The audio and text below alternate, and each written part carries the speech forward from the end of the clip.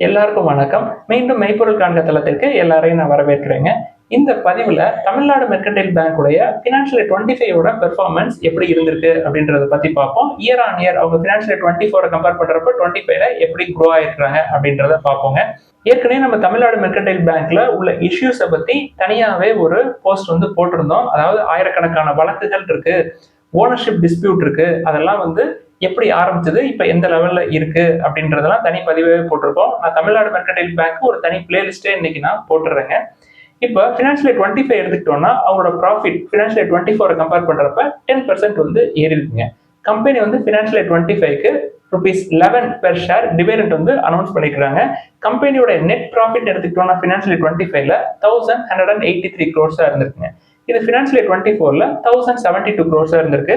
Operating profit எடுத்துக்கிட்டோம்னா ஒரு 18% ஏறி இருக்குங்க. இயர் ஆன் இயர் 1746 crores இருக்கு ஃபினான்ஷியல் 25ல. இது ஃபினான்ஷியல் 24ல 1482 crores இருந்திருக்குங்க. இன்ட்ரெஸ்ட் இன்கம் அப்படின்னு எடுத்துக்கிட்டோம்னா ஃபினான்ஷியல் 25ல 5291 crores இருந்திருக்கு. இது ஃபினான்ஷியல் 24ல 4848 crores இருந்திருக்குங்க. கம்பெனியோட நான் இன்ட்ரெஸ்ட் இன்கம் அப்படின்னு எடுத்துக்கிட்டோம்னா 851 crores இருக்கு. இது ஃபினான்ஷியல் 24ல 645 crores இருக்கு. அடுத்து முக்கியமா பேங்கிங் செக்டர் நம்ம பார்ப்போம் இல்லையா, நெட் இன்ட்ரெஸ்ட் இன்கம். அதாவது நெட் இன்ட்ரெஸ்ட் இன்கம்னா அவங்களோட கோர் பிசினஸ்ல இருந்து அவங்களுக்கு எவ்வளவு கிடைக்குது அதோடைய டிஃபரன்ஸ். அதாவது கம்பெனி லோன் கொடுப்பாங்க, லோன் கொடுக்குறப்ப அவங்களுக்கு வட்டி கிடைக்கும்.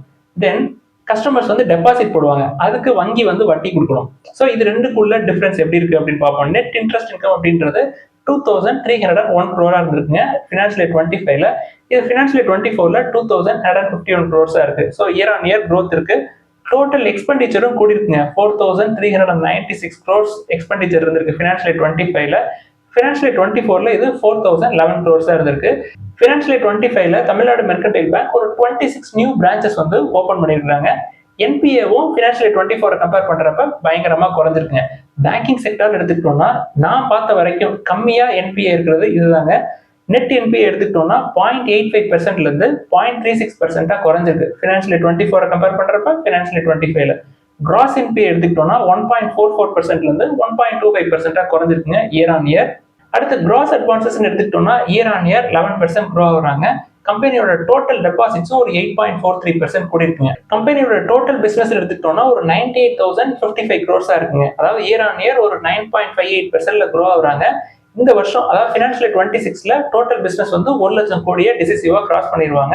கம்பெனியோட டோட்டல் பிசினஸ்ல இந்த RAM செக்மெண்ட் இருக்கு இல்லையா, அதாவது ரீட்டைல், அக்ரி, MSME, இதோட கான்ட்ரிபியூஷன், இதோட லோன் புக் மட்டுமே ஒரு 92% இருக்குங்க. அது அதாவது RAM segment year on year 13.19%ல க்ரோ ஆகுறாங்க. சரி, இப்ப கம்பெனியோட வேல்யூவேஷன்ஸ் பார்ப்போமே.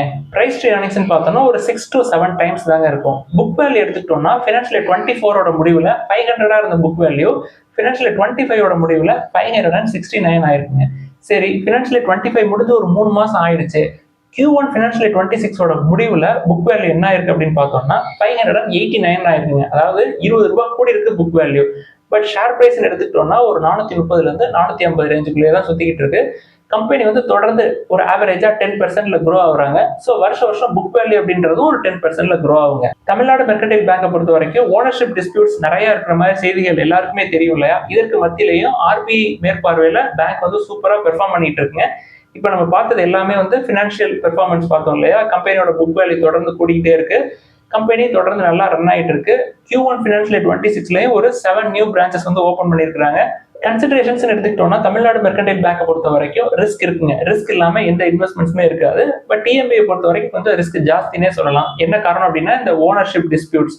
இந்த ஓனர்ஷிப் டிஸ்பியூட்ஸ்லாம் அது ஒரு பக்கெட் இருக்குங்க. அதை கவர்மெண்ட், RBI, தென் SEBI பார்த்துக்குவாங்க.